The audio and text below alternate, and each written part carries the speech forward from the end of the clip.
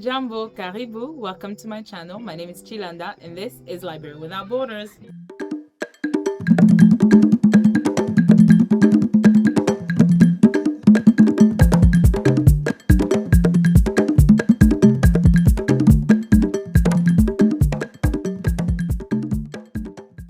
Alright guys, how you doing? Doing great? I'm doing excellent. I don't know if you got the chance to watch my previous video where I did a review on the books I read so far, and I mentioned that I read about 7 books already, right? So I wanted to also do a review of all these 3 other books that I read, and I think I have 2 more books. I might just add maybe 1 more. I don't know, we'll see. Okay guys, so the first book that I want to review is a book that I mentioned was sent to me by the author directly, and it is Joshua Hershey. Like the chocolate, I love Hershey's. Y'all do? Alright, so it is titled Linden Falls. Now, a little side note, this book has quite a few religious references, so if you're not into religion, especially Christianity, this book might not be yours. Now, I read the book because I was excited with the whole idea of being sent a book for free, especially directly by the author, and I also wanted to give it a chance. As I said, I'm a mood reader. I read everything and anything that interests me. Okay, so regardless of it being a spiritual book or not, if it's interesting, I'll read it.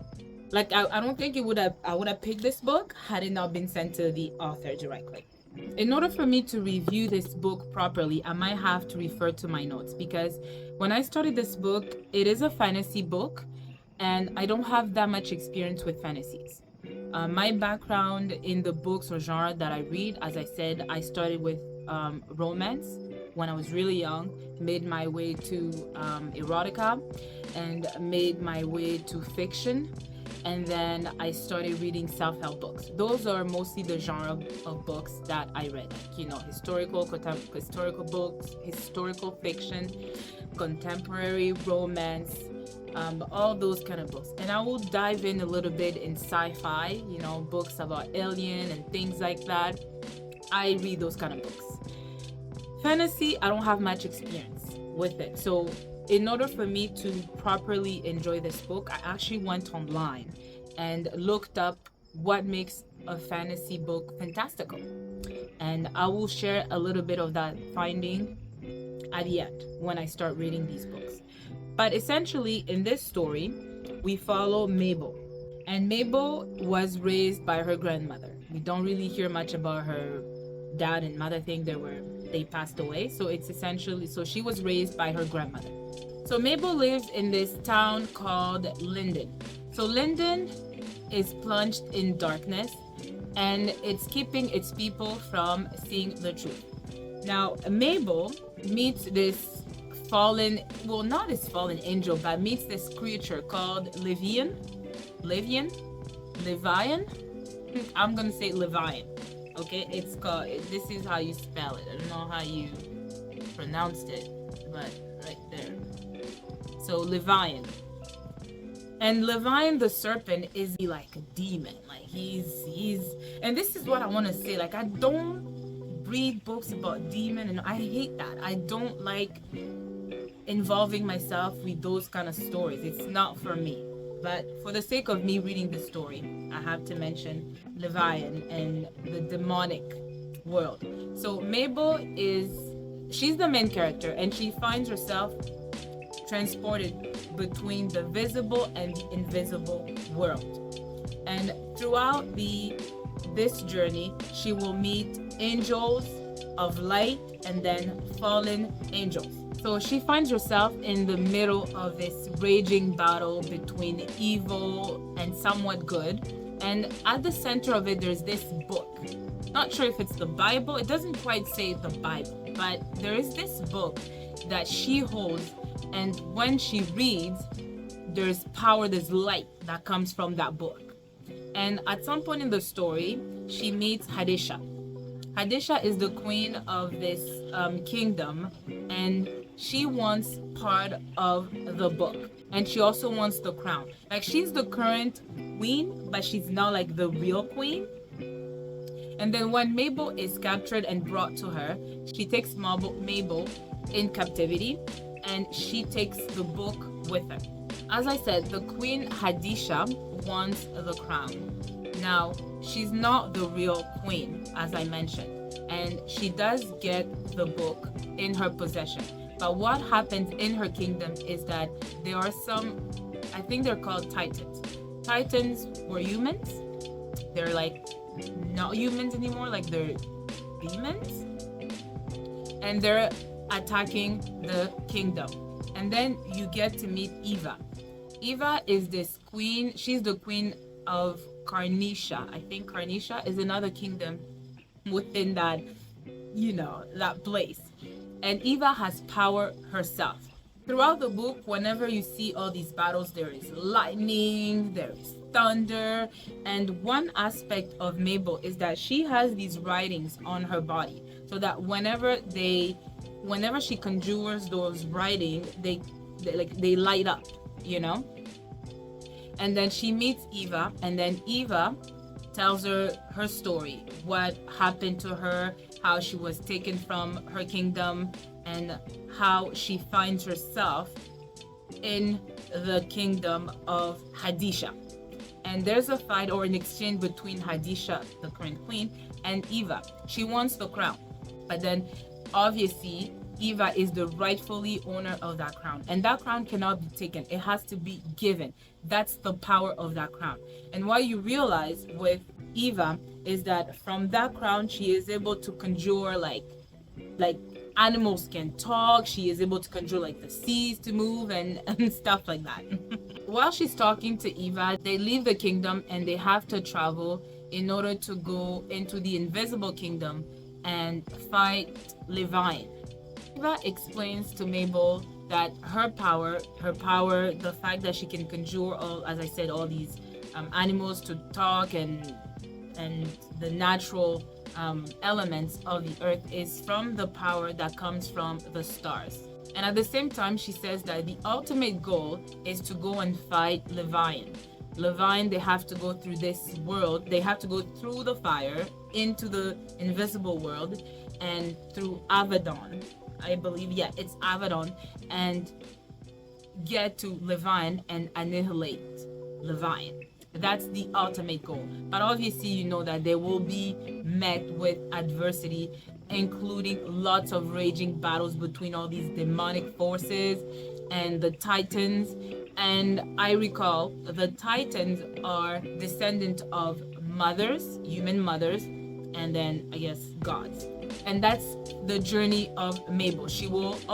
There's also mention, as I said, of a lot of biblical references and a weird language, but there's a mention of this person or this character called Yezul.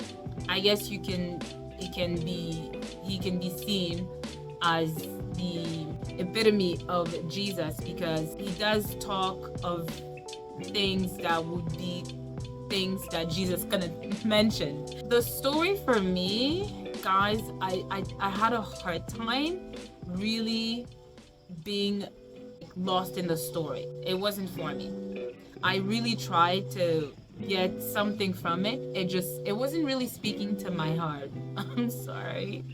I feel terrible, but it was so confusing at some point, because throughout all these battles, there were a lot of these names that were being thrown. Like, all these angels had certain names, all these demons and all these in-between demons, not so human, and then the going through the fire, the visible world, the non-visible world, and going to Abaddon. And then it was so confusing. I was lost at times, and I find that it kind of took away from the message that it was supposed to give or portray.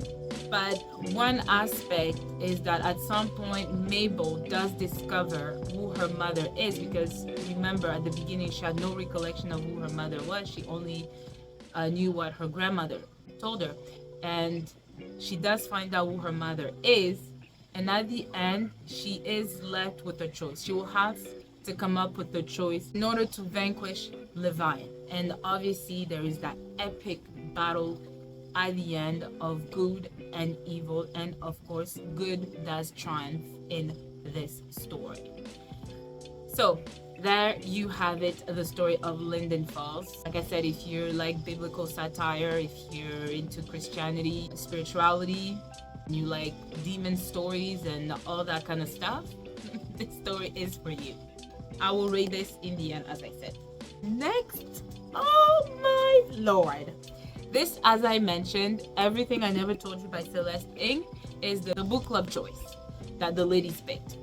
And as I said, when I was presenting this book, is that I finally understood what is when people say look out for those triggers, because this book really triggered me. This story talks about a family that is, I'm not gonna say half Asian, half white. So we meet this family. The mom is white, the dad is of Chinese descent, hence the kids are mixed. Right from the start of the story, we meet Lydia. We don't really meet her, but we hear her story. And let me just say it, Lydia is dead. It is right there in the blurb of the book.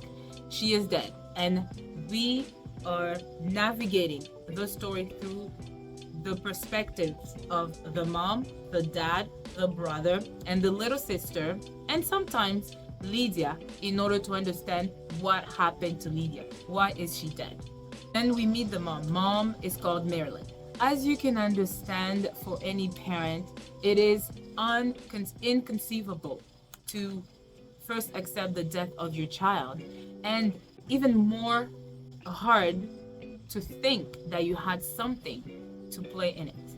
And the only thing I want to say before we progress in the review of this book is that the story, the way it's written, was a bit confusing, because it's like the author will start talking from the point of view of one character, and somehow there's no really clear transition of how she went to the next character. So Marilyn will be talking about her thoughts, and all of a sudden you move to Jack, her son, like directly, not like in a different chapter, like in the same paragraph, you're moving to Jack's thoughts, and Jack will be talking about like his perspective on something, and from then you move to the dad's perspective. And I found that part was a bit confusing, but once you pick up the story, you start to understand what's going on. So Lydia is 16 years old. She is going to college, and as any teen, she's going through a lot of things that teenagers go through. She's navigating her life through the length of being a teenager, and not only being a teenager, but of being Chinese and white during the 1970s. You can just conceive how people were not open, to diversity. And her parents have such high expectations of Lydia. They want Lydia to become a doctor. That's what her mom wants for Lydia. Whereas her dad, Lydia's dad, he wants, because of him being Chinese, he wants her to be popular, to have friends, because his dad was not so lucky, because he was Chinese, he was called Chinks, he was called all these derogatory names associated to Chinese people, and he doesn't want that for his daughter. And you see all that pressure building through Lydia's life. She wants to please her parents. Like, she's actually people pleaser. She wants to please her parents. And every year, whenever she would receive gifts, she gets gifts of like these scientific books, because her parents thinks that's what she loves. And she does not say anything. Like, she does not say the contrary to what her parents think that she likes. So they keep giving her the same thing. And you hear from the perspective of the brother and the daughter. The little sister. The little sister, she just sees it. She sees, and she's just quiet. Like, she never says anything. I don't know of any family where no siblings, there's such sibling. Like, I know I didn't grow up with such sibling. Was my little sister quiet? Like, she was quiet. She's always been the quiet one, but like, you can still know her opinion. But in this case, the little sister wasn't really giving her opinion. She was always in the shadow of everyone, which I find very disconcerting, And at the same time, Jack is the brother. He's like the big brother. I think he's 18 years old. And he's also just neutral, basically. He's neutral. Sometimes his parents does give him the attention, sometimes they don't. And I mean, he's okay. He's like nonchalant about it, but he sees how that attention is overbearing on Lydia, and sometimes he's there to, what's the word, to amortir a little bit of that pressure for his sister. And all of that combines with them trying to figure out what happened with Lydia. How did she take her life? At the beginning, they think that, someone killed her, but then they find her body in the boat. And you start to discover that Lydia didn't like to swim. She was always afraid of swimming. So what made her go into a boat when she knew she couldn't swim? What drove Lydia to that end? What happened in Lydia's life for her to think that there was no other alternative, And that's what I'm saying. As a parent, it hurts because you are left with so many questions that cannot be answered. And it's that nagging feeling that you will never really come to terms, not only with the death, but also understand why it even occurred. I'm so sorry, guys. The brother's name is Nathan. I'm talking about Jack because there is a correlation between Jack and Nathan, and I'm so sorry for making that mistake. See, when you have so many names in your head. So Nathan is the brother. Jack is the neighborhood boy, and the reason why it stayed with me is because he's actually an important character throughout the book. Now, they think Jack did it. Well, they means like Nathan, the brother. He believes Jack committed the crime, and the reason why is because Jack was last seen with Lydia. Last seen, I mean, she started spending a lot of time with Jack. Now, he doesn't know the relationship that Jack had with Lydia, but we find out in the book that Lydia and Jack were just friends. They were just talking. They both were incongru people, if that makes sense. Des gens incongrus. They were not understood by society. They were almost alienated, and they found each other. They built this friendship, and he was there to listen to Lydia and all of her pains and struggles and everything she was going through with her family. So anyways, guys, that's basically the story of Everything I Never Told You. It is what the sentence says. Everything I never told you. The author, the way she builds the climax is that she wants you to know that the way Lydia died wasn't truly by her own volition. That's all I'm gonna say. That's all I'm gonna say, guys. I don't want to give too much of the story, but I hope whatever I've given is enough for you to pick up the book, but to be careful and go into it, knowing the triggers of this book. So, Everything I Never Told You by Celeste A. And finally, the book that I read is Real by Kennedy Ryan. Oh my God. Kennedy Ryan. Like, right? This girl, she's just something else. Like, she's something else. Okay, let me talk to you about Real. Now, this book was also part of my TBR from, I believe, like March? Like a few months ago, and I keep postponing it because I was like, it's so thick, and I feel like whenever I read these thick books, it takes away from me reading like 2 books, so that's why I'm like, okay. But it was quick. I think I finished it like in 3 days. It was really quick. I loved the story. We have Canon, like the camera, and Canon is a producer. He's a black beautiful being, and he is a movie producer or movie director. And then we have Neva Saint. She is an upcoming understudy performer of Broadway, and she obviously aspires to work in. She does aspire. I mean, everyone that starts in Broadway do want to move up to, making movies. This story actually has a story within the story. Okay, I'll also talk about that. So, as I said, we have Canon, who's the movie director. We have Neva Saint, who's a performer of Broadway, and the story that she will be playing, because it's also as important as the main story. We also meet the character of Odessa Blue. That's her name, and that's the character that Neva will be playing. It is important because their story will be intertwined throughout the story. That's why I'm mentioning it right now. Cannon has a big project. He has a big project and he's looking for the perfect actress. And he goes to this Broadway performance that his friend brings him to, and right there he finds her. He's like, I want her.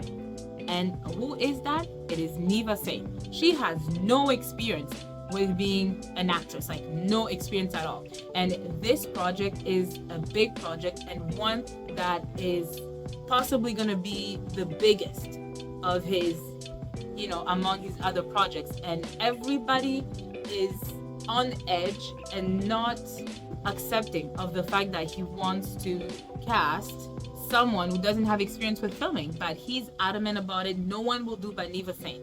Fine. He proposes the deal to Neva Singh and she accepts.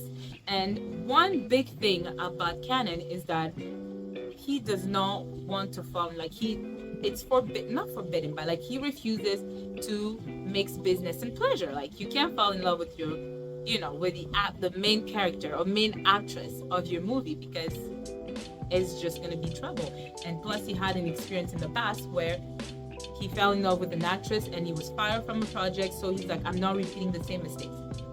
But the attraction between Neva Singh and Cannon is undeniable, and they cannot, as much as they try to pull from it, they cannot deny the attraction that keeps bringing them together. And Kennedy Ryan wrote those sex scenes. Literally, we talking about a movie, no sex scenes in this book. She mwah, mwah, mwah. Like, if you're talking about smut, this is the book. Outside of that, we meet, as I said, Odessa Blue. Odessa Blue was a black actress born in Harlem during the 1940s, and the point of Cannon wanting to tell the story, as he mentioned in the book, is because of those black people that never got their stories told. These famous black people that were so talented, they never got their story told because of the time in which they were living. So he decides to bring Odessa Blue to the public through Neva Singh, who plays Odessa. Now, one thing about Neva Singh is that we find out that she has lupus, but it's not the terminal one. Her aunt did die of lupus, but hers is manageable. But it can get very dangerous for her when she is faced with anxiety and lots of fatigue and all of that. But yeah, while she's going and she is practicing and performing and studying Odessa's character and meeting Odessa and being Odessa Blue, it is taking a toll on her body. And at some point in the story, you find out because of the exertion of the movie and the character and all of that, she starts to develop these flare-ups on her body. And at this time, she's already done it, with Cannon. So they say, they like, fuck it. We're just gonna give in to our animalistic pleasure or carnal pleasure. And they have the grandest, extraordinary, most carnal sex ever. I love it. Should I read it for you? He spreads my cheeks and, slipping his whole hand between my legs, cups the trembling flesh. I'm unprepared for the swipe of his tongue, for the subtle abrasion of his bird scraping the inner skin of my thighs, for the sound of him eating me. Oh! I'll stop right there. I can't. I might just be blocked by YouTube here. So anyways, that was just a little blurb of the many scenes such as this in the book. But anyways, as I said, she starts to develop these flare-ups on her body. And at some point during one of her performances at the studio, she falls. She has these nauseas, she is tired, she wants to sleep, she can't eat. So Cannon is like panicking and he brings her to the hospital. They tell her that, you have these flare-ups and her skin starts to break out. She has all these like spots on her face and all of that.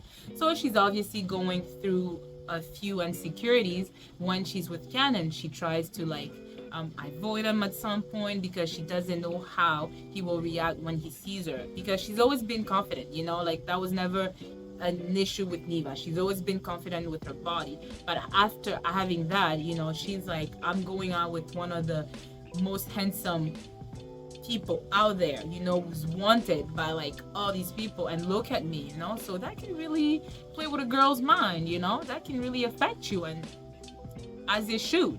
But then Cannon is there to like let her know that he's not there for her physical appearance. Yes, yes, but like he's not gonna abandon her because of like those flare-ups, you know, that it can get dealt with. But also, one thing that I forgot to mention is that Neva has issues with her family, and the issue is that her sister, when they were young, slept with her boyfriend. She had a fiance, her fiance actually, guys. She had a fiance, and her sister, being a trifling girl, slept with a guy. Now, she doesn't regret that relationship, you know, she knows she would have been over it, but it's the fact that her sister betrayed her. They were close. And now, with the disease that she has, the doctor tells her that she will always have this lupus disease, but in order to manage it, she needs a kidney. Where would that kidney come from? Yes, you know, the sister. The sister. And they haven't spoke to each other like in 12 years because, you know, she moved out of the town where her family is in order to pursue her career in Broadway. So there is that aspect as well that she has to deal with, her family issues, her performance issues, her boyfriend relationship issues. All of that will come together in a beautiful, beautiful ending. I did cry. Thank you, Lisa from Babe in the Library. She had said I would, and I did. But I also laughed, and I hoped, and I was mesmerized by the story of Neva and Cannon, but also the way Kennedy Ryan made them human, made these sentiments, these feelings relatable. I love that about Kennedy Ryan. I knew that love story I can relate to regardless of how so unlikely, but it was relatable. I loved this story. Real, really kept it real for me, I must admit. All right, so guys, I don't want to delve too much into this book. You know, like I said, what can I say? It is a beautiful love story between Neva and Cannon. And it had all these raucous moments, just like any relationships, but it also had those beautiful moments, like any relationships. And in the end, it was triumph over disease, triumph over the world wanting to talk, you know, maybe keep you guys away from each other. And it was triumph over the past when it comes to dealing with family issues. And I love that. There you have it, guys, my totality of the reviews for these books. Now let's rate them. So Linden Falls by Joshua Hershey. I'm gonna rate this book 2.5 out of 5. And as I said, I want to show you guys the reason why I'm rating it that way. Alright guys, so I took a chart and I put under that chart, I put all these elements that I use to rate the book. So in terms of the magic system, I rated 3. A well-developed setting, I rated 3. A cast of complex characters, boy oh boy were they complex, I rated 3. A central conflict, inner, small, and large conflict, I rated 3. A power structure and system government, all of those elements were there. I just felt that the book was not for me, hence my 2.5 rating of the book. As for the book by Celeste Ng, Everything I Never Told You, as much as I said that book was triggering, I rated it 3.5 out of 5. It could be 4, but I'll just say 3 out of 5 simply because of the way the book was written and the way the characters wouldn't flow before jumping into a different character. So because of that, I'm rating it 3.5 out of 5. And finally, Real by my girl Kennedy Ryan. Oh, that queen can never do wrong. Okay, so that's 4.9 out of 5. I mean, I'm so tempted to give her 5. She would be my exception to the rule. But just because I'm me, I'm gonna just rate the book 4.9 out of 5. It was such a thrill joy. It gave me all the feels, and it was a wonderful time reading this book. So there you have it, and that is my verdict. All right, guys, that's it for me. I hope that you enjoyed this video. If you did, don't forget to like, comment, and subscribe, and I will see you in my next video. See ya. Bye.